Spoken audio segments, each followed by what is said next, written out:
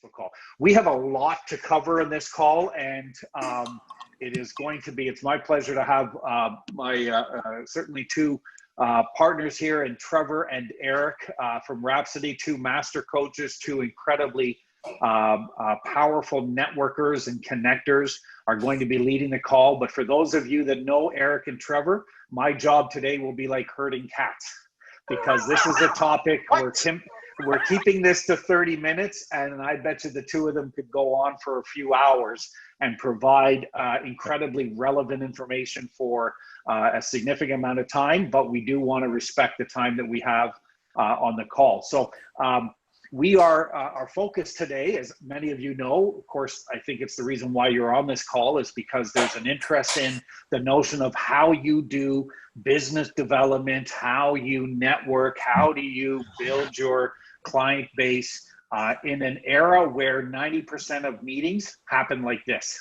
over a Zoom call, where it's very difficult to schedule meetings, to set up and make those connections and do all of that. And so we really wanted to have that conversation around that. Our goal today is going to be certainly providing a lot of suggestions and invites and information.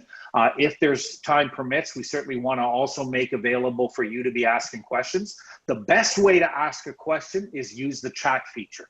And if you have a thought or a comment that you want to bring our way, just put that in the chat window, and either I'll see it and bring it up to one of the guys, or Trevor or Eric. They're certainly more than capable of monitoring the chat window as well as speaking. If they catch something that fits into what they're about to say, they'll just dive in and respond to questions that are there. For those of you on Facebook, you can do the same thing. Put your comments in the Facebook chat window. Trevor is, not only is he going to be speaking and doing that, he's also going to be monitoring the chat window. And I know that Steve is often also in the chat window, our coach from Calgary. He is usually on Facebook as well as in here. And between the two of them, they will copy and paste any questions that are provided in Facebook and bring them over to our team as well, so that we're to the Zoom chat window, so that we can catch them and to focus in on that. So the really kind of diving into and asking the question here is how do we continue with our business development? How do we continue with networking efforts in a world where there are so many things that are changed? So why don't I just open it up? Maybe Trevor, I'll quickly let you jump in with first thoughts, and then Eric, you jump in. The two of you are certainly capable of just chatting between the two of you, but what's the first thing that comes to mind when it comes to, if somebody was to ask you that question, is how the hell do I get business? How do I network and connect to people in this COVID world? What would you say to them? Thanks, Rob. I think one of the things I keep trying to remind people of is, in some ways, everything has changed, and we're feeling that change quite heavily. We're feeling, our networking events are gone. So many tools and techniques that we're so accustomed to. So many people have said, I'm a face-to-face salesperson. That's how I work. A lot of those things have been pulled away, or certainly are not as easy as they were before. So in that sense, many things have changed. But I think the other thing we try to remind people of is, at the flip side, is nothing has changed. Right. We still need to reach out. We still need to nurture our existing network. We still need to be connected to our clients. We still need to be expanding our reach and identifying new opportunities. All of those things still need to continue. All that's shifted is how. And the challenge for either individual salespeople or for organizations is really about how much flexibility are they prepared to bring to this situation. Because the goals are the same, the tactics have shifted.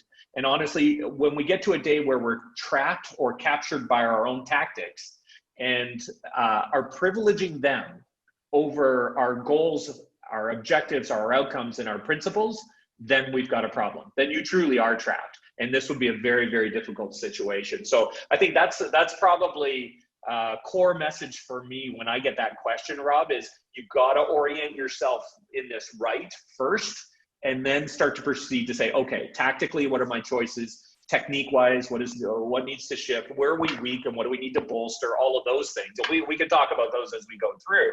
But I think it's that first piece to say, in some ways, everything's changed, but remember, nothing has changed. Right. Eric, what would you add to that? I'd say that we've been using right since the COVID began, that in crisis, it's interesting how many people respond very, very differently. Some see crisis, others see opportunity. And it's the opportunity minded that usually are able to seize the moment and make the most of what people see as a problem and an obstacle and a challenge. It's true that all those things exist, but I'm a firm believer that crisis and challenge provides us the opportunity to be more deliberate, to be more intentional, to rethink how we're doing things, because perhaps we've gotten into a rhythm of doing things that's not very effective, but we've had really nothing pushing up against it. And now all of a sudden we've got COVID pushing up against our business development efforts. And at Trevor's point, networking events are non-existent at this stage. Face-to-face meetings started to open up again, but now with things going the way they are, the trend going the way it is, that we may see a limitation on that with number of cases increasing here in Ontario.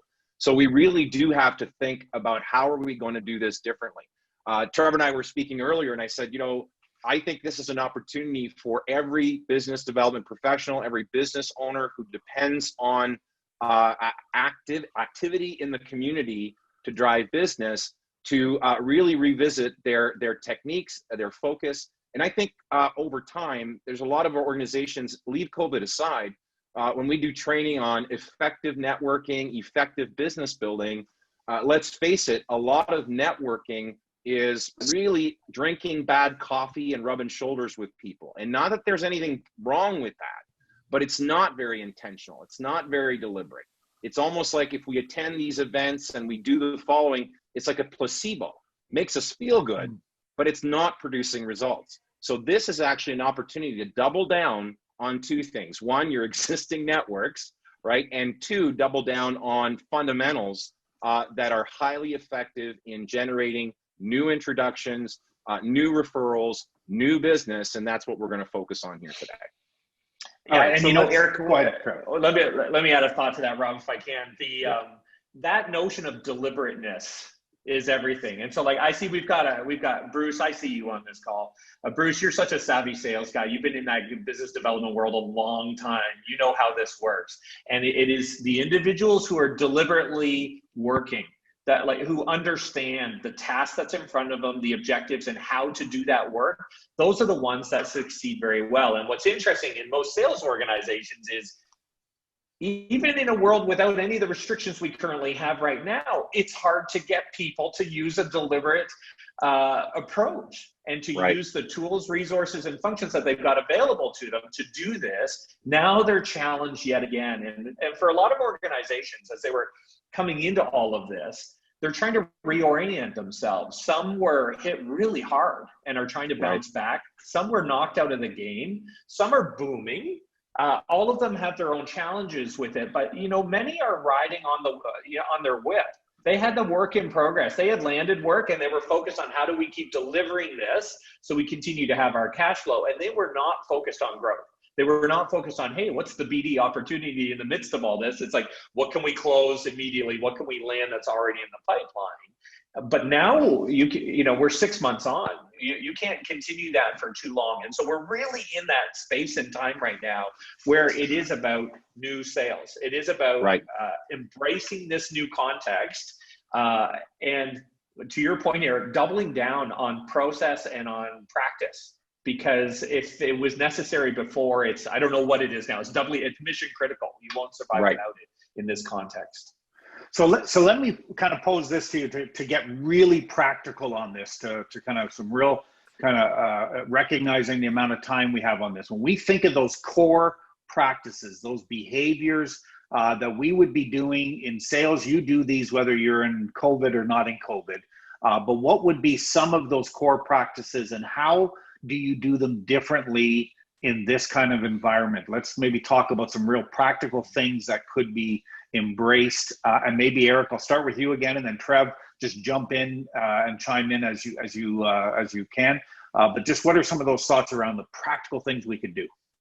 Well, the first thing you need to do, whether you're in COVID or not, is understand where your where leads come from, where business comes from. And all businesses are attracting really from three different contexts. We have a lot of focus goes into potential clients, and we should be constantly reaching out to obviously attract new business to the organization. But let's not forget, we also have present clients. You've got folks that you're working with now, perhaps, that if a little bit of education and nurturing might increase their investment in your organization based on their needs.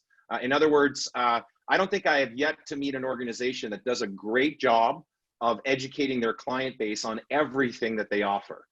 Usually clients come in one door and they don't know that there's like 5 other ones, perhaps, that there are other services that you offer that could benefit them greatly and would actually complement perhaps what they're already doing with you. So remember, present clients are also a great place to reach out to.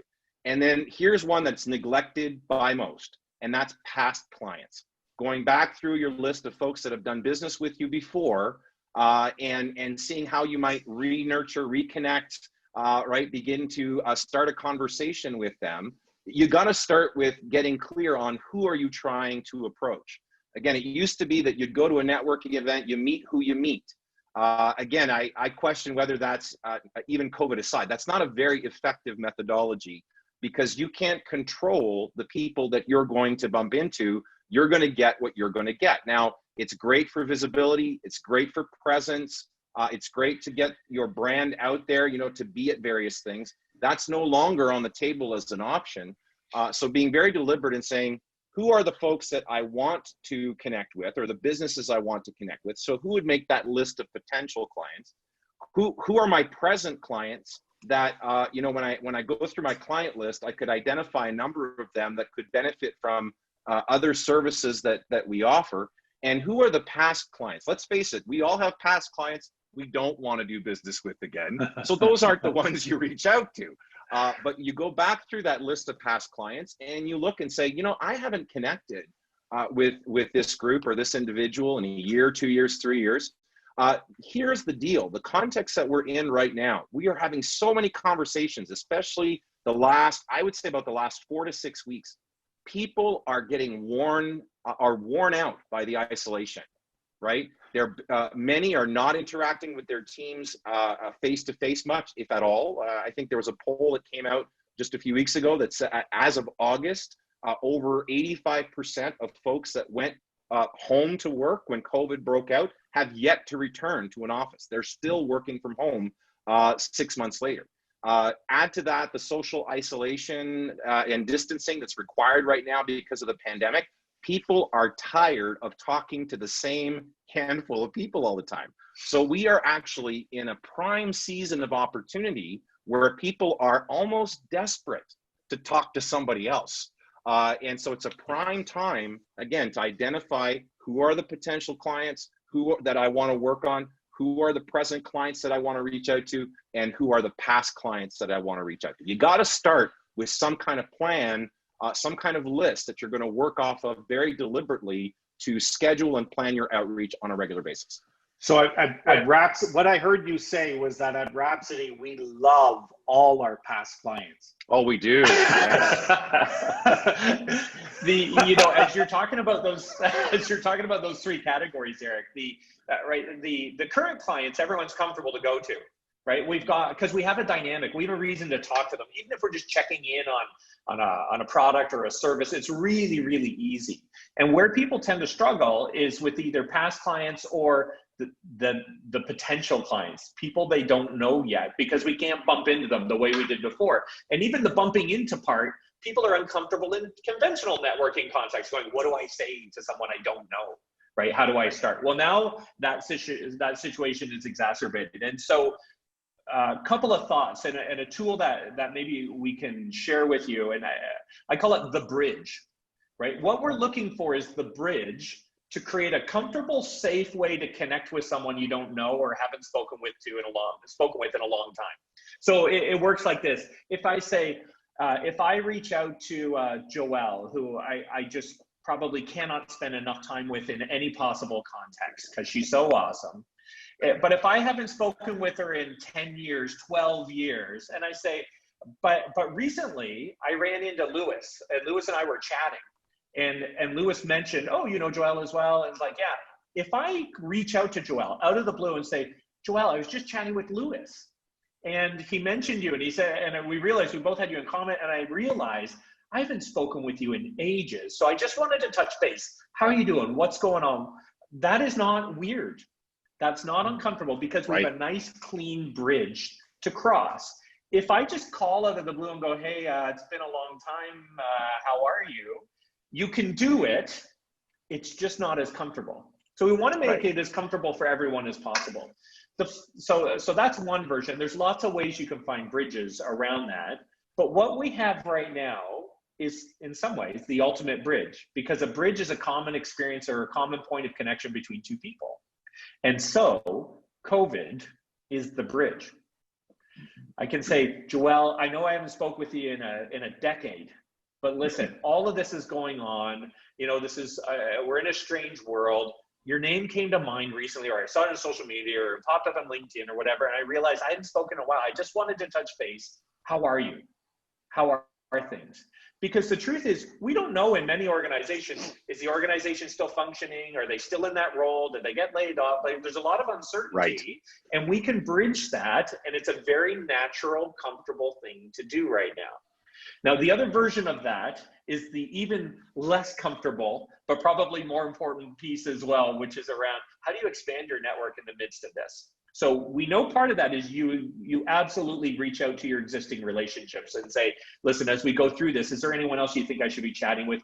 Kind of consistent introduction referral model that we're all mostly familiar with. If you're not, give me a shout afterwards. We can talk about that, no problem. But the other part is, what about people who you would bump into in a networking event that you can't bump into now? And I think the onus is on us to do the bumping. And what I mean by that is, let's use LinkedIn for this example.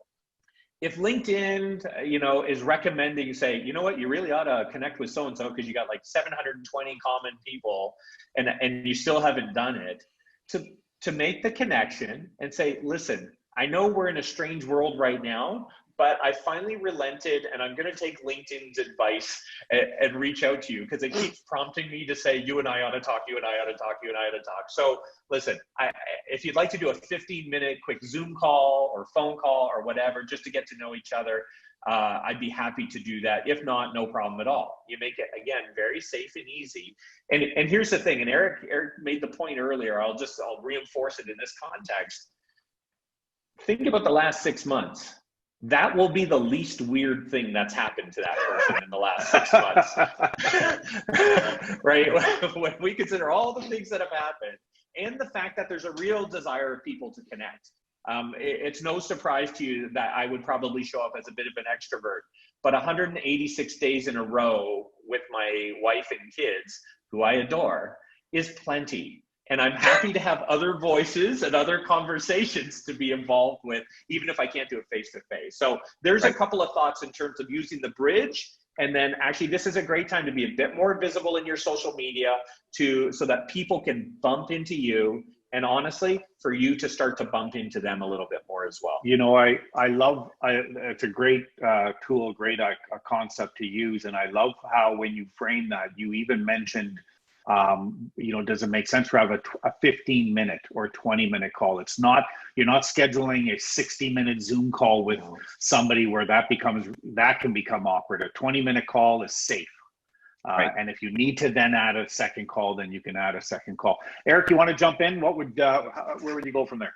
Yeah, well, I would say one of the things while we're on the topic of a Zoom call, I'm shocked still when I get that we all learn technology at different paces, different pace, different speeds, but you need to get good at this. Like this is going to be the way business is conducted, and as networking will be conducted for the foreseeable future. And the behavior has been so ingrained in us now that it's very doubtful that it's going to go back to the way. I was telling one of my leaders today, listen, you keep talking about when this is over and things go back to normal, right? Let me challenge that thinking, right? Because it's like if you're holding on to this dream that at some point when a vaccine's available, that all of a sudden everything's going to go back to pre-March 2020. You're living in a dream world. It's not. The behavior's now ingrained. Things have shifted. And I'm still surprised to see folks not investing in the technology, in a setup. If you've got a home office, invest in the right like lighting, and like this is now your best foot forward.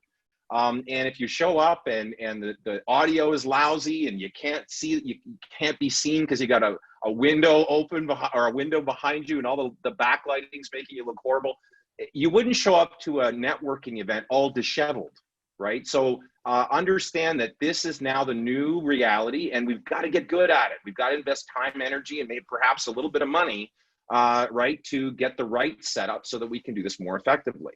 But this whole notion of hey, we haven't spoken in a while, and I'd love to catch up with you.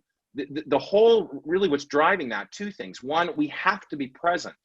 So we have to take it upon ourselves to do that outreach. We have to be present. They have to know we're still around. We're still in business. We're still there. We're still available. Be present. But in being present, I'm not suggesting, and neither is Trevor or any of our team, we're not suggesting that, you get them on a call and out comes the sales pitch. You have to be present and you have to be relevant. And to come out hard with a sales pitch, is out of place and a little crass. It's really about connecting, caring, right? Nurturing, building rapport, and catching up. I just had a great 40-minute call today with someone who's been in what I call my tier 2 network. So I like to think of my tier 1 network as folks that I interact with regularly. This would be clients, colleagues, key people in my network where we've exchanged business. These are folks that I've had lots of interaction with. My tier 2 network are people that I've only had casual conversations with at various events, or maybe once or twice, but we've met, right? So this was a tier 2 person, all right, in my network. And we had a phenomenal conversation, just catching up. How's this impacted you? What are you guys learning, right? What are you doing in your business to adjust to all of this? Just had a phenomenal conversation. And at the end, he goes, I've really been thinking about bringing you in. I didn't raise this issue of my services ever once. Now, there's going to be times where it's very appropriate to do that. As a matter of fact, in most of my outreach, when I'm reaching out to establish those calls, part of my script is perhaps we can even explore, if it makes sense, how we might be able to help each other right now, right? Again, it's an ask that most people go, I need help, sure, right? I'm not exactly shining here and bringing in the leads hand over fist, so yeah, let's talk about that. And so at the end of the conversation, then I can gently bring that up and say, hey, is there any way we might be able to help each other? Is there someone you're looking to meet that perhaps I could introduce you to, and vice versa? And sometimes that leads to something and other times it doesn't. But the point is, by asking the question, you can turn something that's just a nurture call, a connect call, into potentially something more, right? Yeah, I think it's so good. And thank you for saying that, because I think for many people, we get onto a call and we start putting the pressure on ourselves to close the sale kind of thing, rather than just engage. And to develop that rapport, build that relationship, establish some trust, get to know people, and then see where that goes. And give yourselves permission. And sometimes it's even around how you frame the call, isn't it? It's about being able to guide people and say, hey, listen, let's just find out, let's just chat, let's get to know each other. And if it makes sense for us to have another call to talk, go get into more depth on things, we can do that. But I think that's great. So thank you so much for that insight. And again, I like to sort of paraphrase or interpret back what I heard you say was, make sure you're doing Zoom really well. You still don't have to wear pants on your call. No. Just make sure you look proper. Just don't stand up. That's all. Yeah. I heard somebody say Zoom calls are like business or like a mullet. Business on the top, party on the bottom. Okay, we're going to go off topic here. There's been some great conversation. Trevor, where do we go from here? If you are going to kind of challenge people, invite people to a behavior, what would that be? Sure. I think there's a few things I'd encourage any organization or individual to focus on. First, you've got to build a plan. You have to get deliberate about this. This is not going to happen accidentally because it's a new set of behaviors. Won't happen. The only way this happens is a little bit of planning. Second, I would say I'd really reinforce what Eric said, which is own the tools. Spend a little bit of time, an hour or two, if that's necessary. Learn how to like things. Like, make sure that you are presenting in a way. Really, it doesn't have to be great. It just has to not be distracting. They can't be so focused on something else in your space or something that's weird or your audio that they're no longer focused on you. It just gets in the way of the report. So the tools is the second. Third, I would say, and it's been running in the background of all of this, anything that will raise your EQ.